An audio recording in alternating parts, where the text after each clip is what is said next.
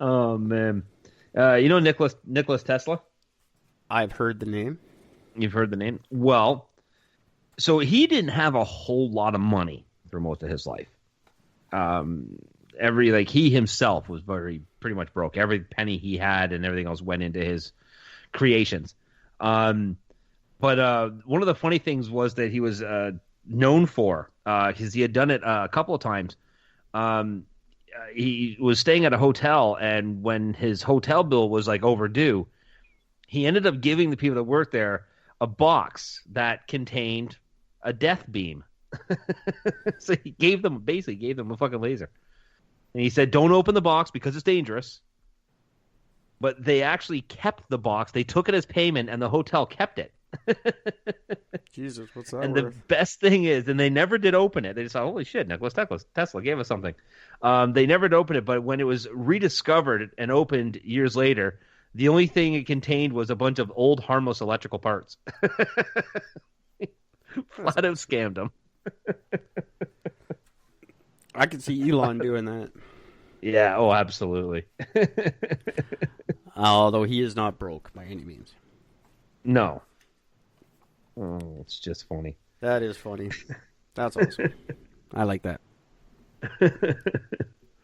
It's just what I like. Since we're going through the pandemic, I don't know what. No, there's no point. I was gonna say the world's biggest pandemic that ever happened is the one that happened in America. The one that happened in America? Like the one that's in currently 1918? going on? Oh, 1918. No. Well, that wasn't just America. It started in America. That was all over the damn place. Yep. I was very, very bad in Winnipeg, actually. Mm-hmm. Yeah. Killed over 100 million people. And for some stupid reason, people think they can compare what we're going through now to that. No, Morons. you can't. It's I'm glad that stopped, or at least it's subsided to a certain degree. In the beginning of COVID, that was really retarded. Well, in 1918, a lot of stupid shit. Shut up.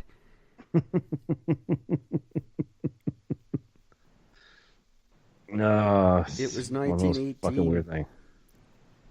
My God. Why would you compare anything to 1918 and think they did stuff better?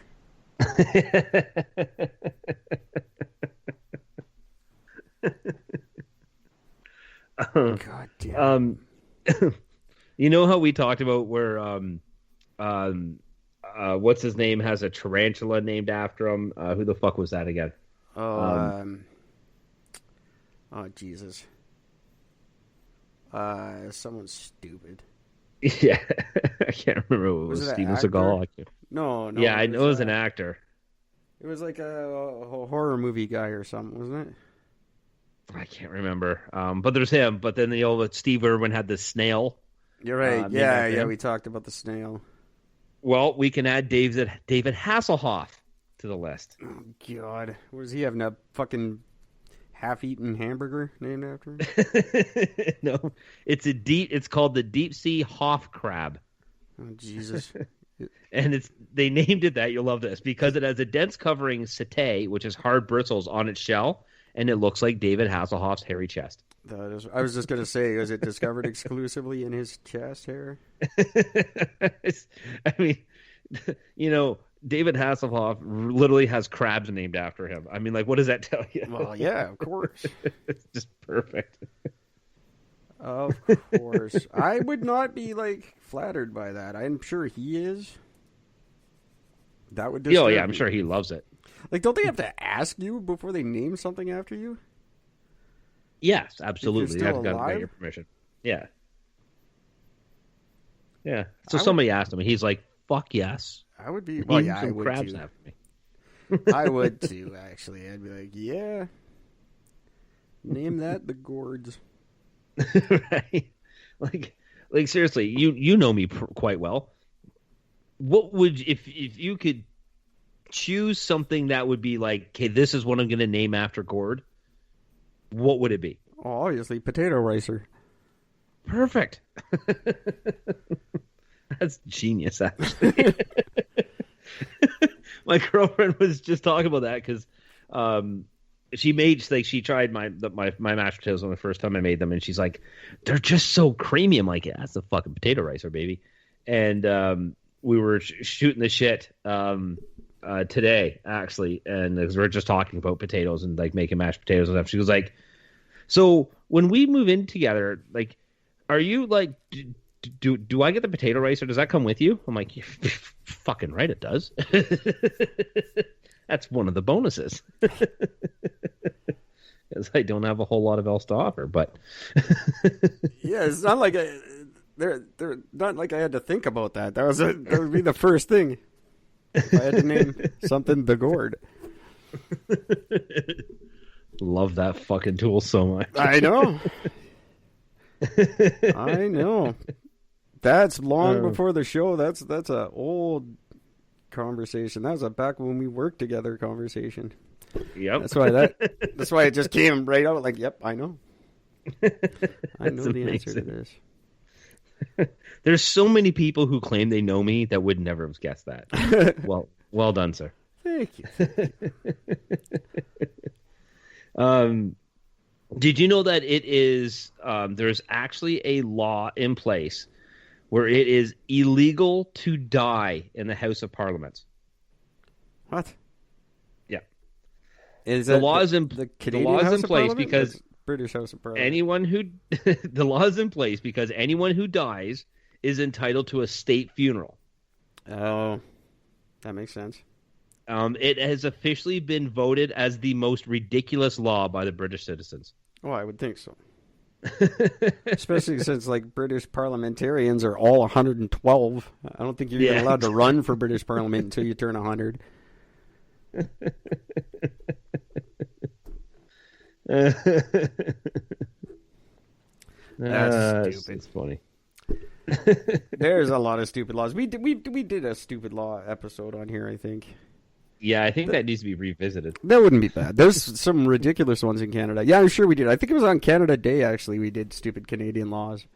That was when we discovered the horse. And when you first arrive in, what is it? When you first arrived in Vancouver, you were issued a horse? No, what it was if you got kicked out of the province of Alberta.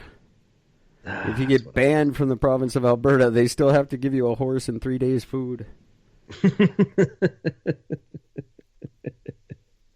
That's amazing. They just never bothered to choose. That's like a $75,000 deal now. I'll take that. Right? To get the right horse, give even more. To never go back to Alberta? No problem. I'm going to show up just to get banned. Just give me the horse and keep the food. That's a good deal. Ride it till it's no good no more and eat it. According to research, everybody has up to 6 doppelgangers. Sure. But there is only a 9% chance that you'll ever meet any one of them. That's fair. There you go. So there's 6 people running around that look just like you. Yeah. And it could be either sex. Because there are female versions that could look exactly like you as well. Sure. That's why I don't believe it. Like, even if I did believe in the whole soulmate thing, it's like, probably met her, probably pissed her off, she's probably gone. There's no, like, waiting for your soulmate. No. Could have come and gone in grade 1 for all you know. Yeah, it's true. I don't doubt the doppelganger thing. I know we just have talked very recently. We both have one that we're aware of. It would be cool, like 9%. That's kind of disheartening. I would like to meet several of them. They're good-looking fellas. I think we should have a club. Right. I think it'd be neat to see a doppelganger of like a different race of oneself. Oh, I love pointing those out. I just saw, who did I just see? I saw Black Nori. I got a very, very good friend, Nori Wentworth, here in Kelowna. His band just put out an album, Proper Man. Check them out. They're fantastic. Anyway, I saw Black Nori the other day, and it was brilliant. The guy walked like him. He looked exactly like him, but he was just like black. And like Africa black, like a struck match kind of black. That's very, very crazy. Black. But just identical to Nori. I've never seen like one of me. another version of me, but I would love it. Like Chinese Eric, he's probably hilarious. I would love to run into communist Chinese Eric. Oh, I know, right? It would be weird to run into one of your doppelgangers and then you don't like them. Like you just hate each other. That guy's an asshole. I don't know what it is. It's something about the looks of him I don't like. He's exactly you, dude. Nah, he's a cunt. Yeah, he's exactly you, dude. Like I'd like to meet my like Hong Kong version of Gord. I think that'd be fun. Right? That would be awesome. Samoan Eric would be rad. Inuit Gord. Inuit Gord, oh, I love that guy. That should be a toy. That should be a kid's toy. I fucking love Inuit Gord. That should be a fucking, who is it, Hasbro? No, who makes Barbie? Hasbro. Mattel. Yeah. Mattel. Put out Mattel. I want Inuit Gord. That's just good, clean fun. He comes with his own seal club. I love it. I like Inuit Gord. I'm making Inuit Gord tonight. I'm glad I didn't give up my laptop. Inuit Gord, that's so funny. This next one's really, I find this next one's quite interesting. A few years ago, the Russian researchers had collected a bunch of worms, 5 specifically, from the permafrost of the Arctic. And when they, there's 300 that they ended up collecting. Of the 300, while they were defrosting them for analysis in 2018, 2 of them actually started moving and eating. Oh, yeah. One of the worms was 32,000 years old. The other one was 41,700 years old. Yeah, that happens. Things do that. Look at the brine shrimp. Brine shrimp can do that. That's otherwise known as the sea monkey. Remember those in comic books? I had some not too long ago, actually. And how disappointing was that when they started moving around? You needed a magnoscope to fucking see it. Oh, I had the little tank that had the magnifying glasses on the side, so you could see them. But I thought they would like to watch the traffic go by, so I put them in my window and essentially boiled them because there's magnifying glasses on the side of the fucking tank, and I stuck them in my sunshiny window so they could watch the cars go around. Every time they fucking swam past it. Yeah, they all just essentially. I boiled them. There was one. He had a weird growth on his head. It kind of looked like 2 sea monkeys. He had a weird tumor, or he was a Siamese twin or something. And that fucker just refused to die. He just swam along. I think he ate all the other ones and just swam alone. I just finally threw him out.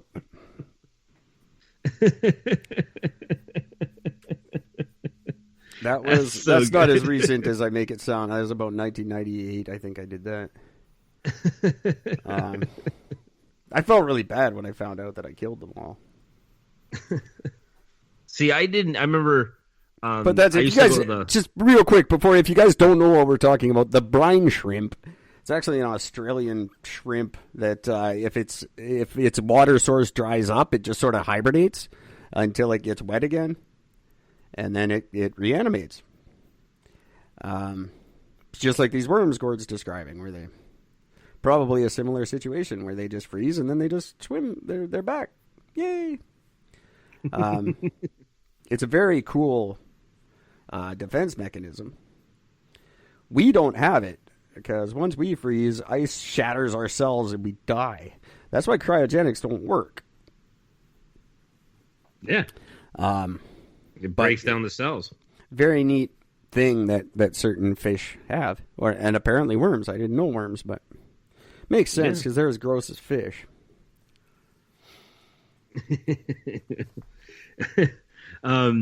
Speaking of fish, when I was younger, we used to go to the Milton Fall Fair, and they used to have that game where you threw the ping pong ball. If it landed in the fish bowl, you got the fish bowl with the fish in it. Yeah, they don't do that anymore. Yeah, well, I used to go there and win 5 of them, and I'd bring all 5 fucking fish bowls home, and I'd stick them in random cupboards in the house, just like stuff them in behind things, and just throw a loaf of bread on top, and then just close the cupboard and forget about it.